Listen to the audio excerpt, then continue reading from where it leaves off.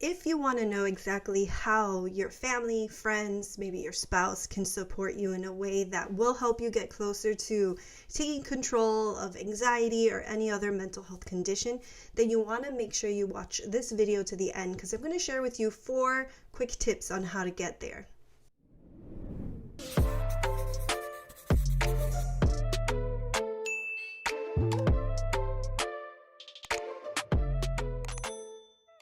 My name is Melly Rentas, and I have been helping people take control of their thoughts so they can live a full and happy life for almost 13 years now. So the first thing you have to consider is understanding what you want from your support system is going to be very different than what you actually need. Oftentimes, clients want to be reassured and just for their family to make them feel better in the moment when they're feeling really depressed or anxious or whatever the case may be.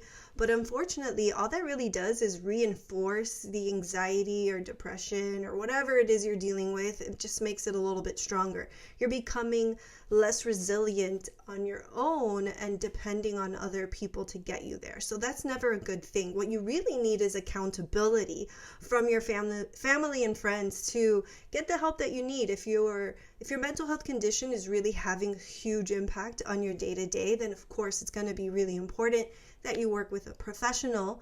I know, and many people in the field of counseling and psychology know, that the great majority of people do not get any kind of help. So your next best thing would be to work on self-development. Pick up a book that has to do with what you think you're dealing with, whether it's an anxiety issue, depression, OCD, fill in the blank, and invest some time in learning the proper coping skills that you need in order to excel so that you can just feel really in control of your life again, because you'll be really surprised what you learned. You're going to learn, hey, the things that I'm doing, they're really not helping. That's why I'm stuck. So to just kind of backtrack, I don't remember if I said it, but number 2 was to really take responsibility.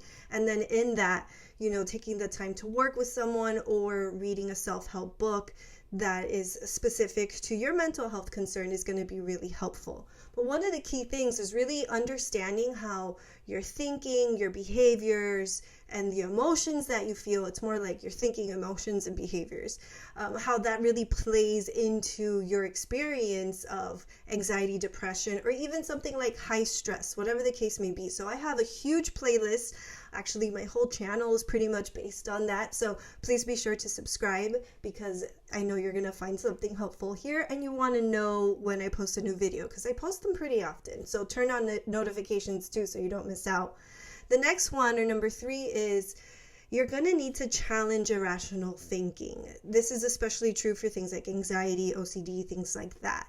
There's a huge component of cognitive errors, or we could just call it irrational thinking, that needs to be addressed. And I have a specific video that goes directly into that, which I'll link on the screen, and it'll also be in the show notes if you want to check those out.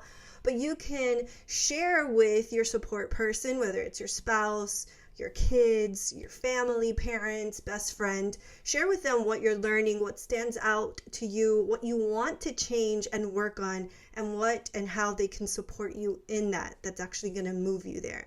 And you have to know and understand it's going to be a bumpy ride in the beginning as you're figuring out how you are supposed to deal with it, and as your support system and accountability partner figures it out too. But really just pray and ask God that He would lead both of you, give you wisdom, help you walk in peace, but also help you manage those times when there's going to be conflict, because that's normal, that's going to happen. The fourth thing, my 4th point, really just relates to, similarly to what I said earlier about reassurance.